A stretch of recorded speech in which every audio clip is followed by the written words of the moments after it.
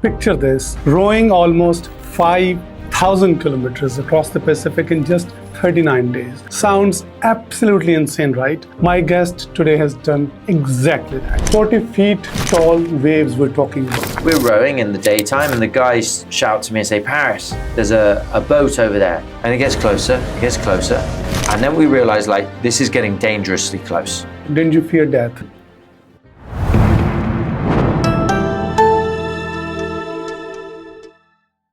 He's a TV host, a world adventurer, and a true 10xer. The living example of what the 10x mindset really looks like. I can't wait to learn from his mindset and adventures. Please welcome Paris Norriss. Thank you for joining me, Paris. It's an absolute pleasure having you. It's my pleasure. It's an honor. Actually, I've been following you for some time, and the kind of adventures that you do, they really resonate with me personally. I'm an entrepreneur myself, and starting a business and running a business is similar to, in my view, similar to running a marathon. By the way, it is. So, I personally think the one most critical factor in entrepreneurship is grit and resilience. Yeah. A lot of people come to me and they're like, I've got this great business idea, or they'll be like, look, I've got this idea, I can't tell you what it is, because it's so special, And I'm always like, I don't care. The idea is worth nothing. To me, that's not what counts. The question is, do you have what it takes? Yeah. Because your idea is going to fail, something's going to go wrong, and you've got to be able to bounce back multiple times on a daily basis, and sometimes in a big way. In order to succeed. And whether if it's a great idea, then it will maybe have more potential. But it's not just the idea that counts, it's the entrepreneur's resilience. And so that's what I've learned a lot about from doing the marathons and the adventures I've done, is it's taught me a resilience in a different way. But something actually I think that it was honed quite a lot through my career as an entrepreneur, because it wasn't easy, and therefore I had that ability to just go, don't worry about it, keep going. Yeah. And they kind of cross over very nicely. That's beautiful. I'll ask you a very simple question. What is grit and resilience? So resilience is the ability to bounce back from adversity, right?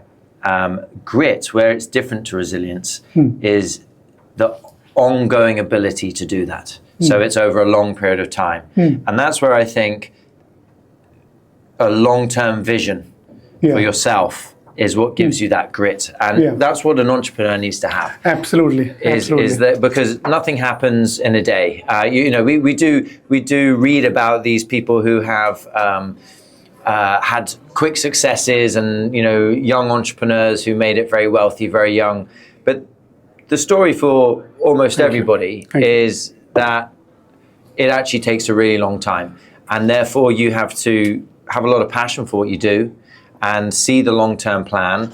And when things go wrong along the way, as they often do, that's not something that you see as terminal, but something that you see as just a task that needs to get done to get you to the bigger vision later down the line. And when did you come into the adventures world? So the big adventures, we started training for them in 2021. So 2021. So January 1st, 2021, lying in my bed was the day, it's New Year's resolution day. And that was the day I said, right, the next 5 years, 5 big adventures. And I started writing them down, and some of them I wasn't quite sure, but I thought maybe something like this, maybe some mountains, want to cross an ocean, maybe I'd do sailing. I didn't know quite what it was, but anyway, I started putting it down. That was my 5-year horizon. What was the trigger point? You must have done a few things here and there before that, right? Yeah. So, I'd spent the previous 5 years creating the Guy in Dubai show, which was adventurous, but it was slightly smaller orchestrations. We went and discovered shipwrecks, scuba diving. We raced the world's fastest powerboats. I learned to paramotor and fly planes and all of this. So all great adventurous stuff that I learned a lot about, but none of them were multi-day expeditions, you know, and that's what followed. So when did the guy in Dubai started? So the concept of it, the idea of it, came in 2014. 2014. But 2017 is when I said, do you know what? I've got to do this. I was having a walk with someone along Kite Beach and having a catch up, and I was still trying to make another business work, which I didn't have the same passion from. And she just said to me, Paris, you have to stop what you're doing right now. I can see this is your passion, and every minute that you're not doing this, you're wasting your time. And I said, oh yeah, but I've got this other business and I just want to make it a success so that it stands on its own. And she's like, but it never will, Paris, because you're not truly passionate about that. And you know what you are passionate about. So you need to make the switch. And I listened to what she said then and there. And I think within a month I was full-time on something else. So Guy in Dubai was published on Amazon, was it? It is now. It was the first deal we signed was with OSN. So I started at the start of 2017. It took pretty much a whole year of trying to pull things together. And I guess the big vision of it, what I thought was going to happen by the end of the year, was kind of what I'm doing now. So it's taken a lot longer. But by end of 2017 at the Dubai Film Festival, I signed my first TV deal with OSN, which meant that all of 2018 we were out filming, and we created 18 episodes, I believe, in that first year. Can you explain the show a little bit? Yeah, so the idea for the show, when I first conceptualized it, was I thought, well, if I just take a little bit step, why I wanted to create the show, and then you'll see like what I tried to create. So I had an epiphany. I had been through a process of seeing somebody in their final phases of life. She had a terminal illness. It was my ex-girlfriend's mother. She was my girlfriend at the time. And she had a terminal illness, motor neuron disease, which breaks down your nerves until you're paralyzed, you can't breathe. And it was a nasty thing to watch, but we saw how she handled things facing the end. You see, what's strange is we all have an end, but we don't know the timing of it. Right. When you're given the timing of it, when somebody says you're in your last year, then you start to really think about, how do I use every minute of this year? Absolutely. Now, if you and I had a clock over our head that had a countdown timer to the end, even if it said 6,500 days, we would spend our time so much more productively, always reminded time is ticking. True. So this concept of seeing somebody face the end, and I remember she used to go out and pray on the balcony, and I'd see her ankles under the curtain, and she was there for 2 minutes, and then the next day 10 minutes, and the next day half an hour, till she was out there praying for an hour. And I whispered, she's been out there for an hour. And she said, yeah, I think she knows what's coming. And the sad thing about that situation was, while she was a fantastic mother and family woman, she hadn't experienced the world, didn't really get to see what it was all about. And I thought from that point on, I was like, time waits for no one. I have to live my life. I can't keep doing this entrepreneur's sacrifice of spending Christmas Day working, weekends working, and in the end, I had a couple of business failures, so it didn't work out for me. It's a great equation: sacrifice now and win later. But I started to realize I could be sacrificed now and lose later, and that's reality. And then I was like, well, if I keep sacrificing and don't make it, or don't make it till much, much later, then my whole life is gone. So I had to make a business where the journey was what I really wanted. It had to create the life I wanted. And that's when I thought, well, what is the life I want? I love to do big adventures. I wanted to travel the world. I wanted to be on the red carpet of the film festivals. I wanted to spend every Christmas with my family, not waking up, on my own, going, oh God, I didn't do it this year. Which year are we talking about? That was 2014 when I had this epiphany. Yeah. And then I came up with this idea, let's create a TV show where I not only go out and do that, but show people, inspire people how they can live life a little bit. If it's not today, this weekend, to do something a little bit out of the comfort zone. And if I can inspire people to do that, and it could be quite entertaining, then people would watch it. And if people watch it, then I'm sure a TV station would agree and sign a deal with me. And if they do that, then I can get sponsors on, because they've got the eyeballs. And so if I can get sponsors on, that means I've actually got the money to fund the production up front. So from an entrepreneur's point of view, as you know, it's always about where to get the money from to do the work. So I could see that as long as I could convince a TV station, then I could get the money on to fund it. So that was the idea. And because Dubai is this place where crazy things happen, you know, you've seen guys with jetpacks flying along A380s, you've seen people base jump off the Burj Khalifa. You've seen, you know, it's the place where they're introducing flying taxis at the end of this year. I thought there's some wow factor in this city, and if I was able to sort of harness that and be able to sort of get involved in those things, then it would be good viewing for people around the world, and it would promote the city. And if it promoted the city, then maybe other people would be interested in funding it. So that was the idea behind it. Can passion carry you through? I think so. Is it the answer to being, let's say, fearless? Yes, absolutely. Right. I mean, so I wake up 4 a.m. I'm in the middle of the Pacific Ocean. I'm in the middle of Storm Calvin. Our ropes wrapped around a rudder. We're talking about this rowing, right? Yeah. Okay, let's talk about that. I've moved forward now 10 years. Right. Right? 40-foot waves. We're about to capsize. How many people in the boat? We're 4 of us. 4 of you. Only 4 of you. 4 of us. We locked one of the guys in the cabin because we said don't get out, because we didn't want the door open, because we were going to capsize. Right. And 40 feet tall waves we're talking about. And you can't see them because it's 4 a.m. It's nighttime. And gracious. when waves hit you head on, it's okay. When they hit you from behind, it's okay. But when they hit you side on, you're in trouble. Toppled. Because we wrapped a rope around the rudder by accident, we'd gone side onto the waves. So we were out there trying to fix it. Now, scary environment. The reason I switched to this story is because why was I able to persevere, not worried about things, carry on? Why was I even there in the first place? What am I doing in the middle of the Pacific Ocean in those sorts of environments? Yeah. Because in 2014, when I dreamed up this whole thing, I dreamed this big vision. And I realized that this was my passion to become this person that I had in my mind. Right. And that everything that I was doing on that boat, including rowing through a storm at 4 a.m, was my bench press towards being Mr. Olympia. It was my step towards becoming that person I wanted to create. So it's not just about passion, it's about vision and passion. Because you need to have a real clear painting of what you want that life to be like, who you want to be, how you want people to feel around you, what you're respected for, what you're known for and have achieved.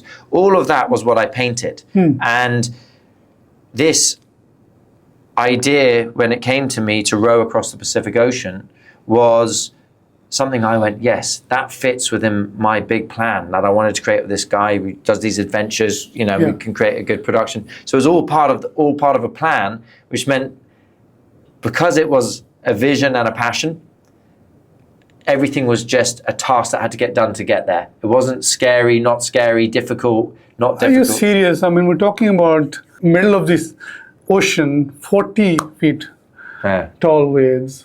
Didn't you fear death? Didn't you feel or fear that you wouldn't survive this? Yeah, there was times where like situations were highly critical. Right. Highly critical. Take me through that moment when you thought that this was it. Yeah, so we were in 2 storms. That was the one I was talking about there was the second storm called Storm Calvin. The first storm that we were in was the first 10 days of rowing. And on day 9, sort of the tail end of the storm, we're rowing in the daytime, and the guys shout to me and say, "Paris, there's a boat over there." It triggered off one of our sensors on our boat. It's called an AIS, which tells us if we're in a collision path. And that piece of equipment never goes off in the Pacific Ocean, because the Pacific Ocean is so vast. You know, we were there for 40 days and only saw 4 boats. So like it's not like the traffic on Shakes Head Road, that's for sure. So it's we saw this boat coming, and they were like, Paris, it's going to come close, and if it comes close, it'd be great to get a video. I was like, sure. So I'll get the camera out. And it gets closer, and then we realized like this is getting dangerously close. It's probably not going to hit us. It's probably just going to go off. But we need it. It doesn't know we're here, and we need to tell it that we're here. So we got on the radio and we told it where we are. But I think we gave it the wrong call, because in boating terms you say port side or starboard. I think we gave it the wrong call. I'm not sure, because what ended up happening is the boat that was sort of going like this turned into us instead of away from us. And now we're about 800 meters away, and this boat's getting bigger, and we're like, oh my goodness. And like, we suddenly went from being quite sort of jovial to suddenly being alert, right? Get the flares, get the life jackets. Like, we were about to have to abort the boat in 10-degree water, which means hypothermia in half an hour, dying of it in 4.5 hours. We were 2 days away from any type of rescue. The only possible rescue that could have saved us is the boat that's about to hit us, if it knows that it's hit us. So, and those things, they can't just stop. You know, they take a long time, and it's very difficult. So bigger the board, the longer the time. Yeah. So we had about a minute, which we had to act very decisively. So, you know, that moment where I had watched my ex-girlfriend's mother face death and had a time limit, all of a sudden it became, I knew what the number was. Kind of a reality. I knew what the number was on the clock above my head. It was 1 minute. And it was like, right, what do you do?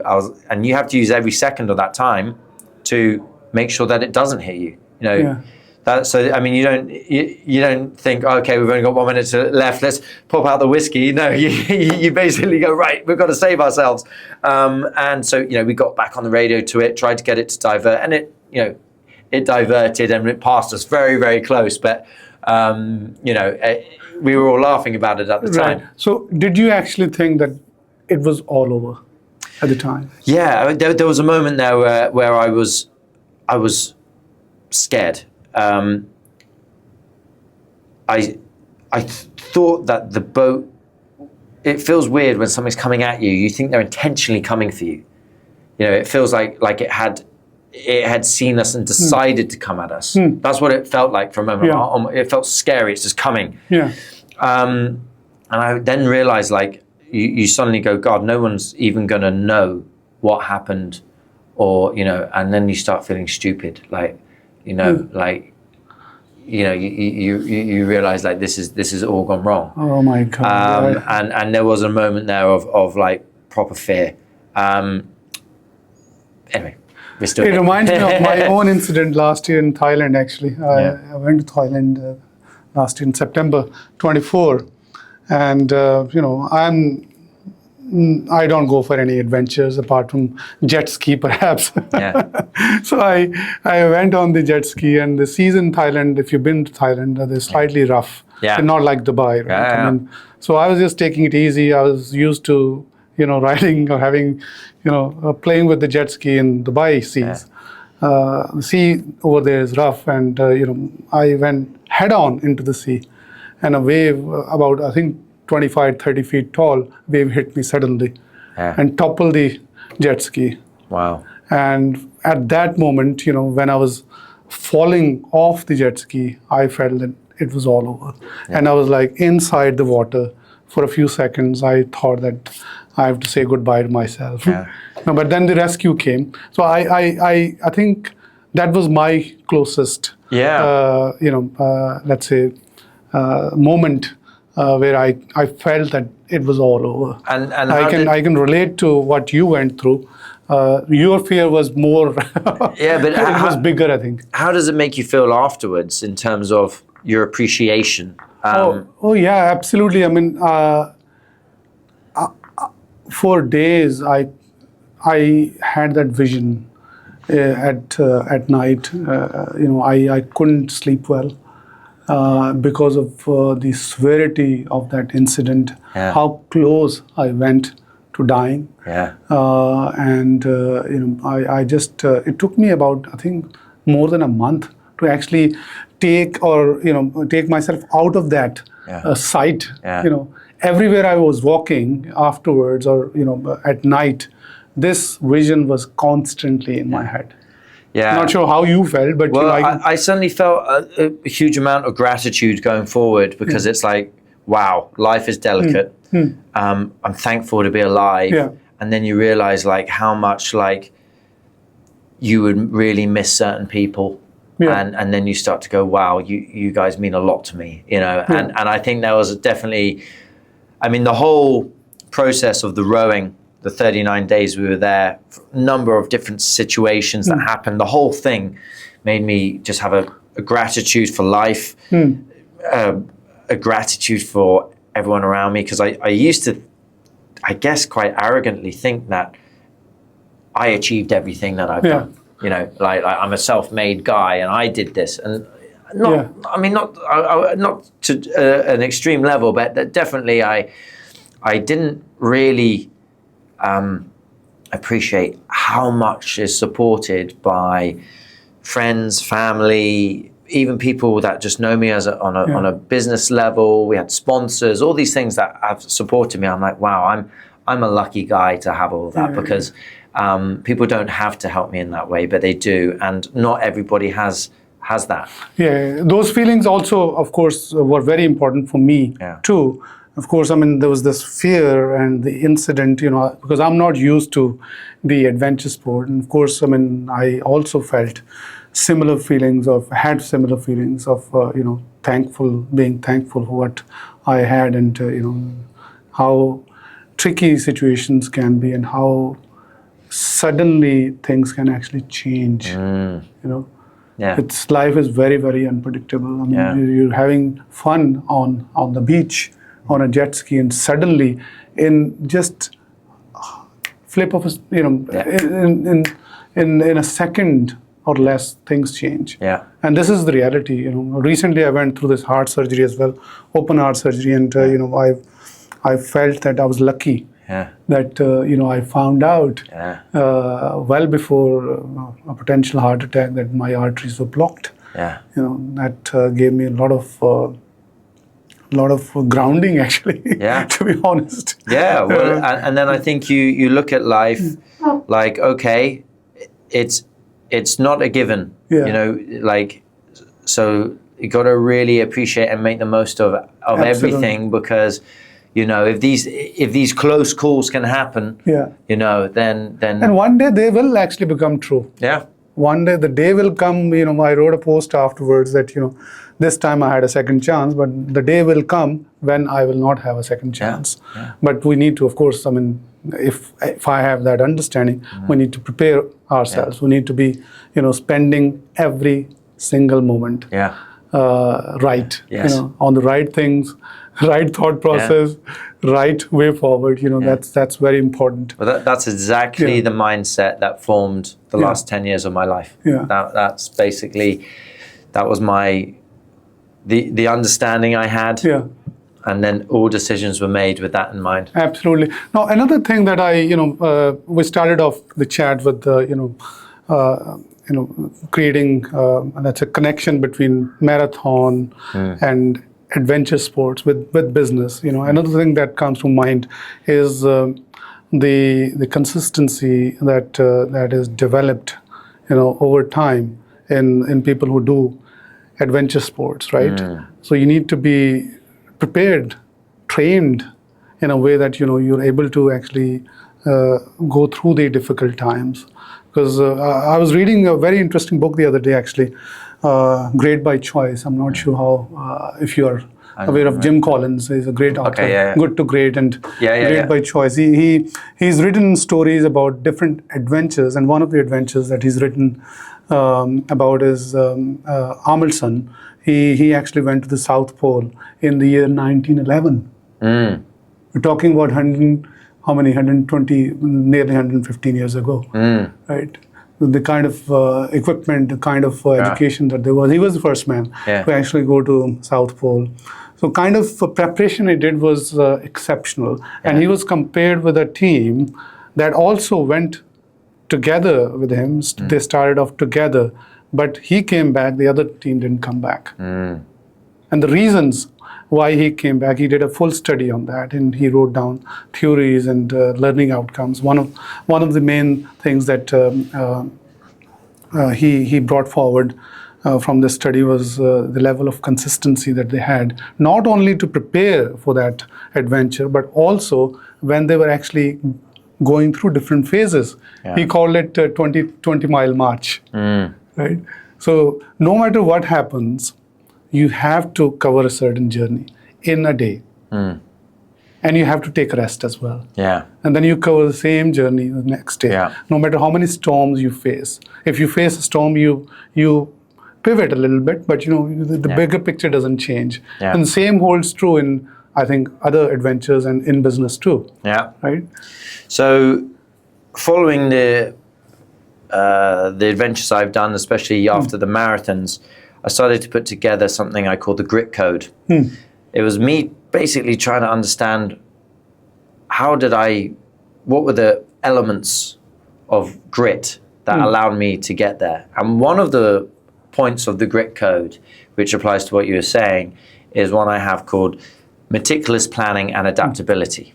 So what he had prepared everything that they could possibly do in order to understand everything that is knowable, right? So when we rode the Pacific, we learned everything that we could know about rowing an ocean. But that can often give you a confidence and an overconfidence that you know everything there is to know. But it's not true that you know everything there is to know. It is. You know everything that there is to know, but you don't know everything because there's a huge amount which you can't know, which you're only going to know when you get out there. So when he was on his mission to the South Pole, he would have prepared everything that they can know about. And that will give them a huge amount of confidence to persevere and go at something with confidence. But then they will always, in the end, face something that was unknowable, something that they couldn't foresee. And this is what happens when you go into unfamiliar territories. And that's when you have to switch from a program structure about what you know to adaptability. Beautiful. And that's where I say it's a little bit like the accelerator and the brake on a car, right? When you're dealing with things that you've learnt about and that you've trained for, and there's a procedure to it, you're hitting the accelerator, go, go, go, go, go. Then you've got to regulate that. Hang on, this is a scenario that wasn't in the book. This is a scenario we haven't learnt about. Now we need to switch to, okay, we've got to be open-minded. We've got to think of a solution. The solution might be wrong, so we've got to be willing to change the solution if it goes wrong. We can't blame each other if someone gets things wrong, because we've got to make a call, and we might have to make that decision very decisively, very quickly. But we need to do something.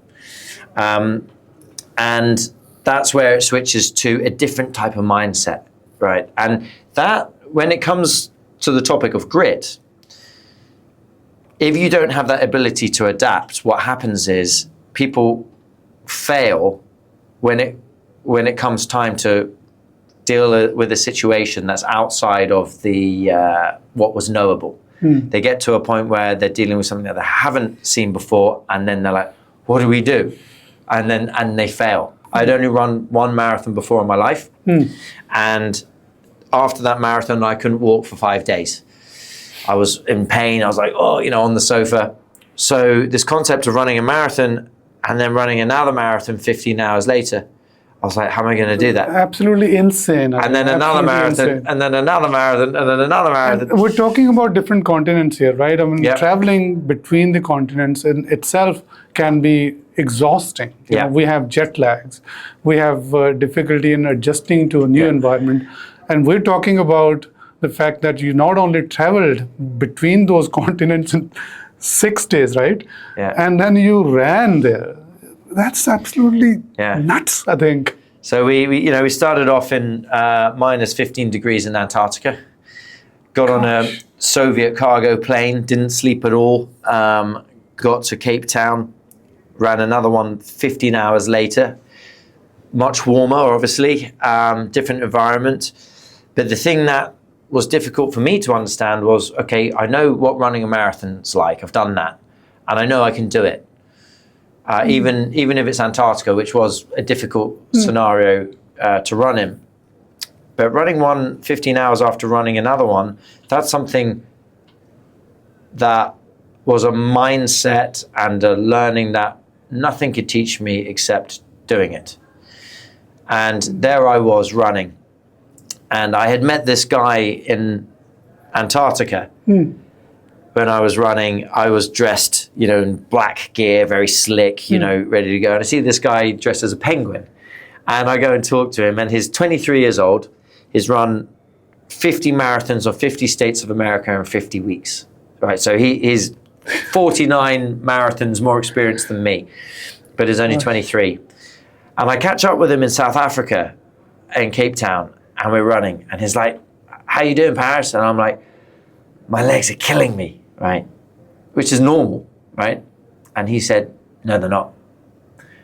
And I realized, there's a lot of wisdom in that, because what he's saying is, it's my choice what my legs tell me. And at some point, if I'm going to succeed in this, I've got to stop listening to my legs about how they feel and start telling my legs how they feel.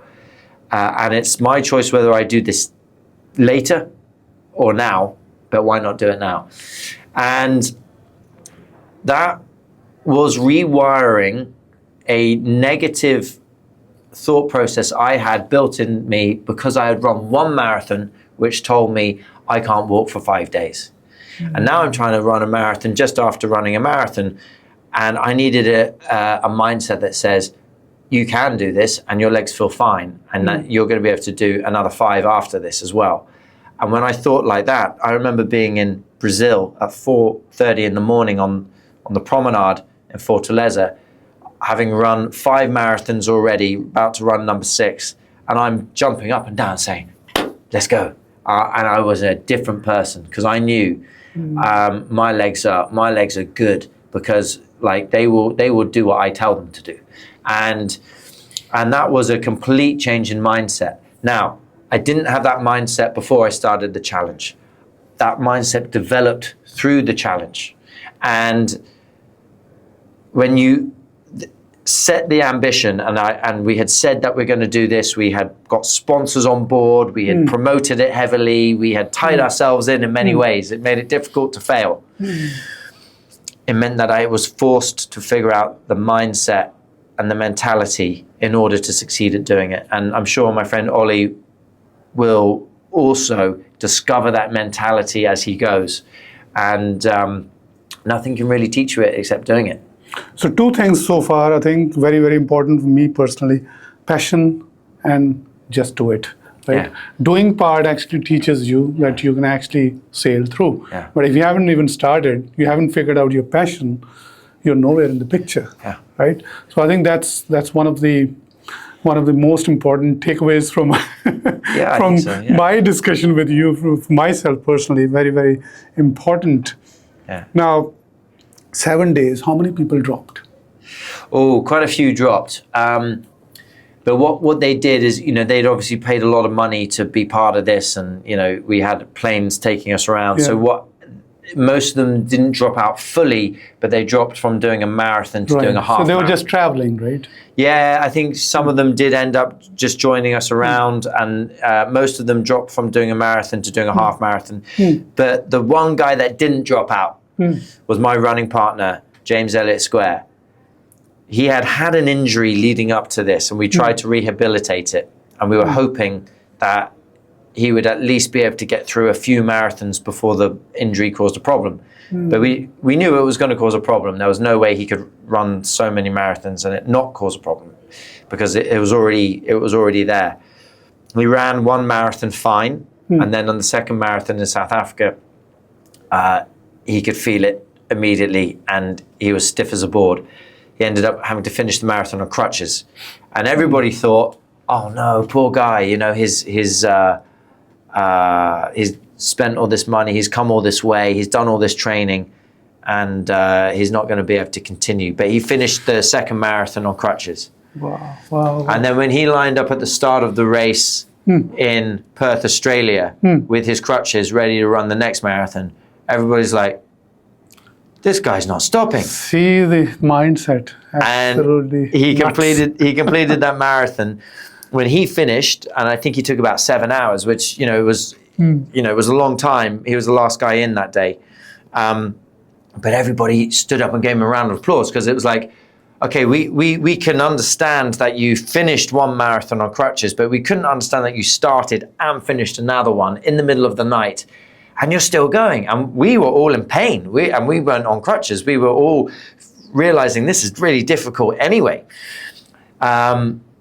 Then the next one he ran, the fourth one, he not only did on crutches, but he broke the world record for the fastest marathon on crutches.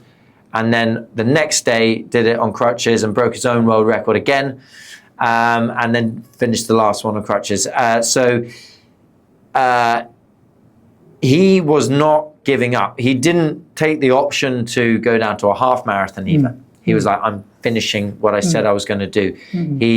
There was something inside of him that just couldn't let people down, couldn't let himself down, and he was going to finish this. Right. And it meant for me, it gave me no excuse. I could not stop. That must have been a motivation for you, inspiration. Yeah. And I think it diffuses. Yeah. When you're surrounded by people who have that discipline, that grit, it diffuses. It says, look, if he can do it, I can do it. And I'm not taking excuses. My excuse can't be that my legs hurt. My legs have to have fallen off for me to not continue, because this is a no excuses game. And I think that's it's also another point of my grit code, which is surround yourself with persevering people. I mean, we all know the saying, surround yourself with the 7 best people. You are the average of your 7 closest people. But if we choose those because of their discipline and grit, it really, really transpires. Well, you're lucky that you had these, stories being built around you. But, in business and life, we have people who discourage us all the time. Yeah. How do you handle that? Yeah, look, Did anyone discourage you from going? Yeah, many times. Well, marathon. From the marathon. Yeah. People were kind of, I'll be honest with you, like in this day and age, nobody doubts me because I've proven myself. But earlier in the game,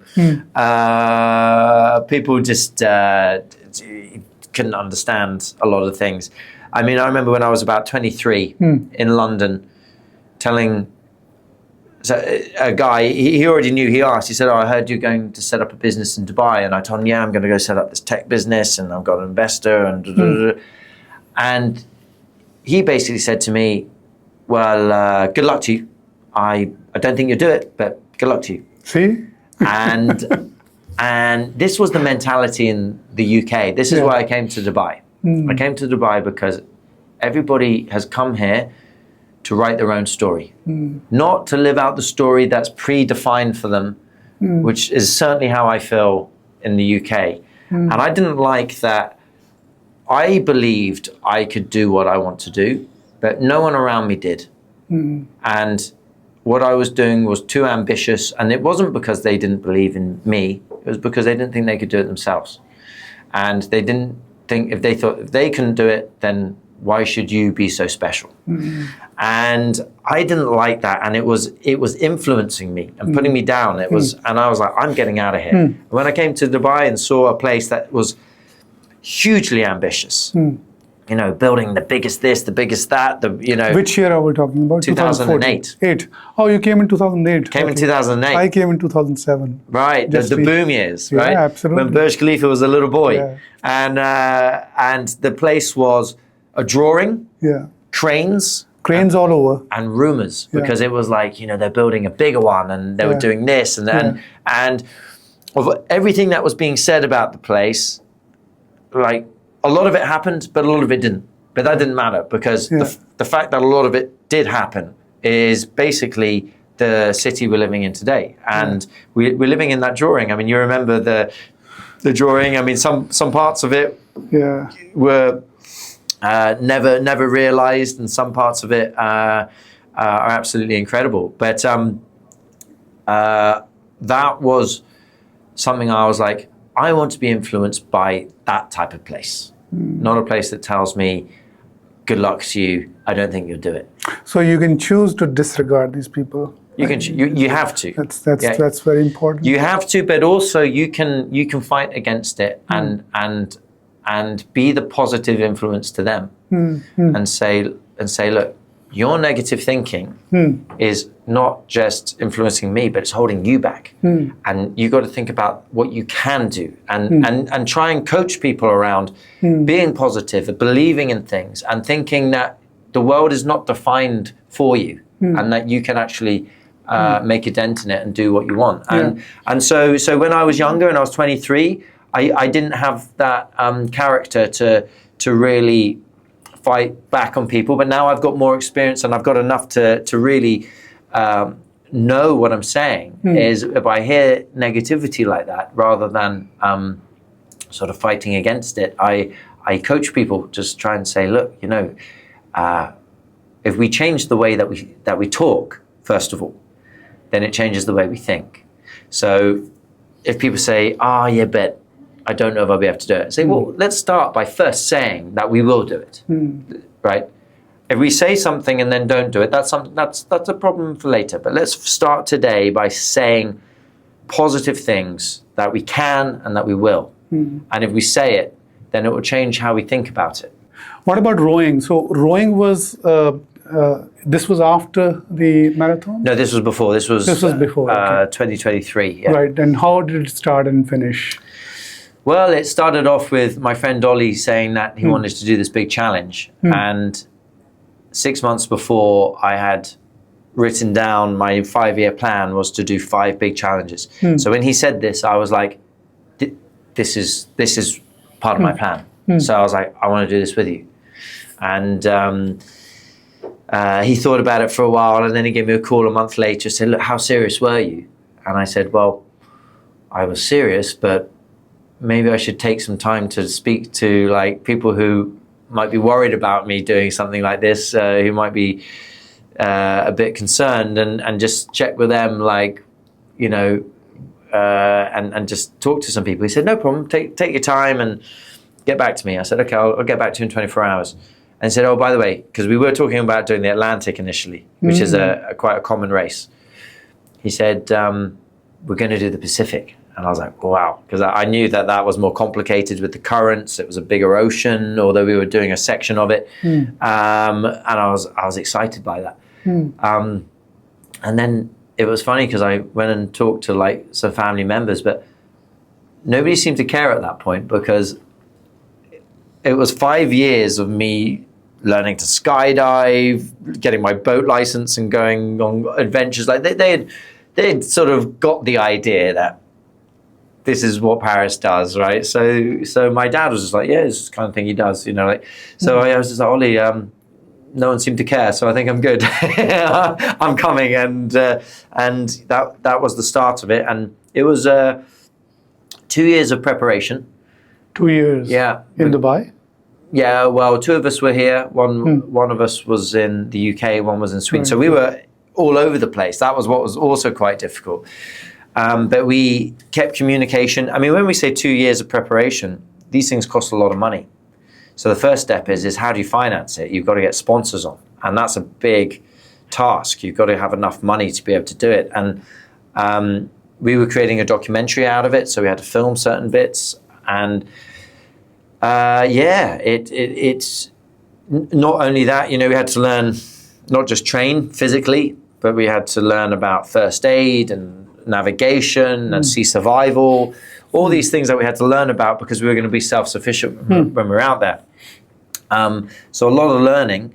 But it really comes down to the 2 weeks before you leave. The 2 weeks is like, right, now this is intense period to get prepared, to learn everything, to go through everything that we have learned, and just make sure. But again, leaving the shore and seeing that sign saying 2,800 miles to go. That's very scary. Yeah. Well, it's scary but exciting, because it's scary because you don't know what's going to happen. Yeah. But it's exciting because you don't know what's going to happen. And while some of those things may be bad, they also might be incredibly good. And so losing sight of shore is a moment where you go, wow, we're on our own now. And it was a changing moment. And that's where we realized we spent 2 years learning everything that's knowable. Now it's time to learn about all the things. The doing part. The doing. The thing that was unknowable that we're going to find out. Still a huge amount that I don't know about rowing across the Pacific, that someone else will find out about through their experience, which will be different.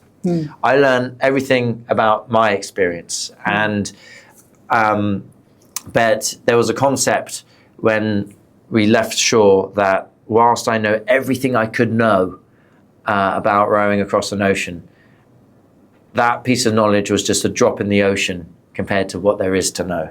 And I'm going to find that out along the way. And you do learn on the go. Right. Now, this compared with the marathon, this is far more dangerous in my view, because of the currents, the oceans that you're facing, because seawater is ruthless. It doesn't forgive you. I mean, if you're stuck somewhere, it's very scary. Sharks can come. Yeah. The boat can topple, and so many things. Anything can happen in the middle of the night. Yeah. That's so scary. Now, nights must have been very, very fascinating. When I was looking at your profile, I was thinking, when I was in the middle of the sea at night, what would he be thinking? What were you thinking? Yeah, nights were interesting. Initially, when we started off, we'd be very tired at night, right? Which is strange because, you sleep. So the way it works is you do a 2-hour rowing shift, and then you have a 2-hour rest, and then the other 2 row. So you've got an hour and a half sleep. So day or night doesn't really matter because you're sleeping through the day, you're sleeping through the night in sort of 1.5 hour sleeping patterns. But what I realized is I wasn't used to eating at night. I generally don't eat at night, so I wouldn't do that. But you still need to eat at night because night doesn't matter for you. So as soon as I adjusted to that and started going, no, I've got to eat sufficiently during the nighttime as well, then I realized I was actually a lot more awake. We used to listen to podcasts a lot. So I rode with Barney, and Barney is just a great guy, and our conversations were fantastic. And when we listened to podcasts, we often got a bit tired. And so he was in front of me. So sometimes I saw him kind of flapping around, and I was like, right, he's falling asleep. He was literally falling asleep rowing. I was like, right. We would switch to putting some music on. Music lifted us up a bit more. And then if I could see we were really struggling, I'd say, right, music off. And I would say, let's have a debate. And we would debate stuff. And when we debated things, not only did we stay much more alert, but time went a lot quicker. And so we would set these ridiculous debates. I would sort of ask him to argue, for this particular thing that clearly nobody would want to argue about, but he had to make a point about it. But at nighttime it was amazing because you'll never see a night sky like we saw them. That's what I want to know. Yeah. On top of what you explained already. Yeah. So we started to learn all the stars in the sky. We knew which ones were planets. We tried to navigate a little bit by the stars, but obviously we had our own ways of doing that as well. But because there's no light pollution at all, you're in the most remote place on the planet. The official most remote place on the planet is a place called Point Nemo in the Pacific, probably about 3,000 kilometers south of where we were. But effectively, we were in a very remote place. We were closer to the satellites than we were to any other boat, right? So if we called for help, we'd be better off asking that way. And the stars almost became 3D, right? You can sort of look up and you look at them, and you can see every tiny little star in the sky. And it almost feels like you've opened your window and you can pull them out of the sky. But it then makes you realize that you're just a small parasite on a tiny rock flying through a vast universe at 110,000 kilometers an hour for what's really just a nano fraction of time in the big picture of time. And that you're being swished around by the waves completely at the whim of the waves and the wind. And you think, wow, I'm quite insignificant in the big picture. And that makes you feel very, very small. And then you think, well, if there's any purpose to this, it's to make sure that this little thing that I have, which is life, has got to be lived to the max, and I've got to enjoy it. That is beautiful. Whatever it is that I enjoy, it's got to be, because whatever I think is important, that I've got to do, it's not. I'm gone at some point, and there will be no trace of me at some point. The universe is so much bigger. And, it's a scary thought for a moment, but then I think it's quite enlightening to think, well, all I have is this precious little life. No, those are beautiful moments. I think this is as close as you can ever get to nature, right? Yeah. Seeing the stars. I haven't been in that situation. I've been to the desert a few times, and I've realized, of course, being in that situation where you were, that is completely, I think, different and life-changing, perhaps. Yeah. But being in the desert and seeing those stars, it's just an awesome experience. Yeah. Did you see any sharks attacking you? No. So here's an interesting story. So probably my biggest fear was sharks. Yeah. Because every 5 days we had to go underneath the boat and scrub the bottom of the boat because it collects, debris and we've got to keep the boat streamlined. So I had this whole procedure. Like, I was a free diver, so I was like, right, I'll go in, I'll look around. If there's anything in there, we won't clean the boat. But if it's clear, I'll tap the boat. One person will come in, scrub it as quickly as he can. If I see anything, we'll tap the boat, and the other two will pull us out. Right? That was my plan.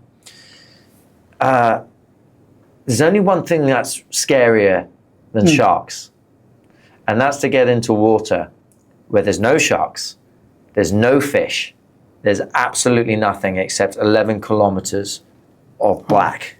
And you look down and you're like, oh my God. And you realize that there are no sharks because there are no fish, and there are no fish because there's no coral. There's no coral because you're in the real deep, deep, deep sea. So I can't remember the exact statistic, but it's something like 95% of all marine life is within 200 meters of the coasts. We were so far away that the only thing that was in those seas was big migratory animals like whales, which we did see a few. We saw 5 whales. So we never saw a shark. After having heard the story of especially the rowing marathon, or whatever you call it, is it even legal? Legal? Yeah. Is it even allowed? To row across the ocean?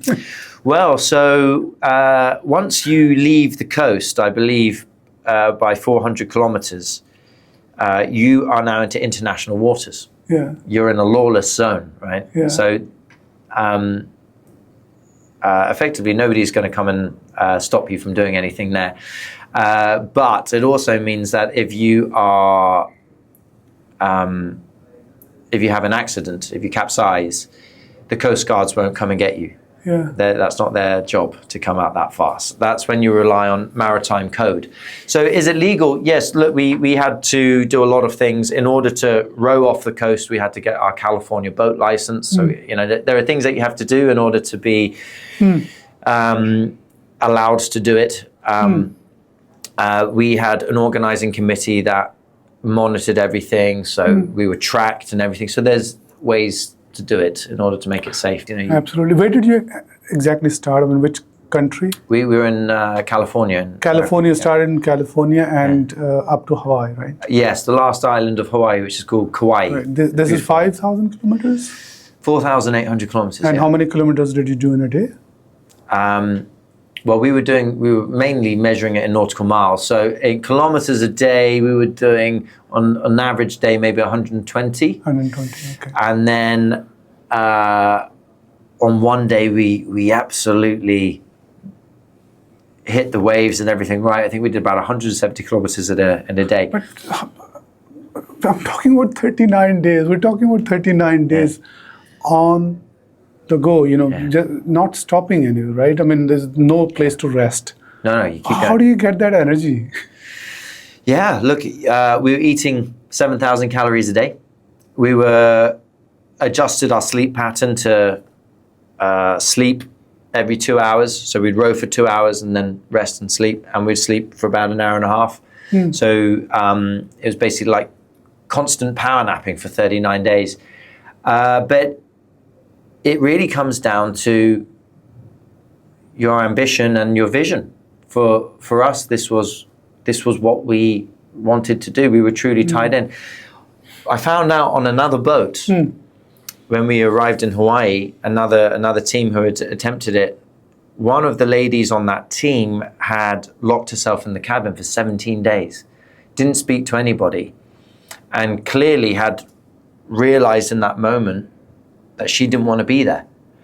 And this wasn't part of a bigger vision for her. And now she's in a very scary environment, not wanting to do, and her motivation broke down. Which you can imagine, she became very unpopular with the rest of her team because she became weight on the boat that they didn't need. Yeah. And I think that really drills down to the point of, why are you doing this? I'm not sure what her reasons why, but they clearly weren't as defined and as purposeful as what we were doing it for. And therefore the motivation broke down. And I think, whilst it's important that you have your vision for yourself and you're doing it for your own reasons that are effectively selfish and for you, there's got to be other reasons that you're also doing it to help other people. So we're raising money for charity, but not only that, we had sponsors who we wanted to deliver for. We had a lot of people behind us. So it's like, right, we've got to do this for ourselves. But on the days where we don't care anymore, then we've got to do it for other people. And I think in life, certainly in business, absolutely, there's got to be your reason, your motivation. But the only way that it really works is when you're also doing something for other people. And if it's one but not the other, then it's not half as powerful as when it's both. And I think that's always what you've got to do. I mean, when I started the TV show, I was like, right, I know what I want out of this. I'm going to, have a really fun life and do these adventures, travel. I want to film these things. There's going to be a bit of fame and respect I'll get from doing what I'm doing. That's what I want. And that was clear for me. For this to work, what are other people getting out of this? And I was like, right, well, I can inspire people. I can teach people things. I can make this entertaining. I was like, okay, right. And then when I bring sponsors on, I can give them sponsorship opportunities to actually make money and sell more of what they're doing through the exposure that we can give. And when you start to figure out what you can do for other people, then it becomes possible. Yeah. What I really think is that you're a true 10Xer. Absolutely. I mean, anything that you've said here, it's just so natural. Makes so much sense. There's so many parallels that we can draw that are applicable in our real life. So adventure sport is not adventure sport for the sake of adventure. It is full of life lessons, I think. That's very important. Life and business lessons. So I think one profound point is when we reached this beautiful island of Hawaii, the destination was incredible, beautiful place. But the journey was even more incredible, what we went through. And the bit that I think is of most value is the person that you become through that journey. Whether it's an entrepreneurial journey and how you develop from being that person, whether it's an adventure journey, it's you come out as someone else on the other side. And I think that's really what we can take from things. Beautiful. That is a beautiful message. So what did you have to give up to become an adventurer? Yeah, look, I think I've had to give up a stable life, which could be nice. I'm sure many girls that I've dated have run away because they're like, oh, this guy. Too crazy. Yeah. They didn't want to be pulled into a life of instability and worrying about where I would be and on some mountain or whatever. So are you single at the moment? Sorry. Yes. Okay. Still single. Yeah, okay, yeah. So you could say No like. wonder. So that's the maybe the thing I've had to sacrifice. Yes. On that note, I think it's been quite insightful. I think chatting with you, I've learned a few very, very important things that I can apply in my business and in life. Adventure is a big, big teacher, I think. Yeah. Thank you so much for your time, Paris. It's my been pleasure. A wonderful Thank you so much. experience chatting with you. Thank you. Thank you. I created Think and Grow 10x because I believe that everyone has the potential to break through barriers and to achieve extraordinary success. If this video today brought you closer to your goals, then give it a like and share it with someone who's ready to take their journey of growth. Until next time, keep believing, keep thinking, and keep growing 10x.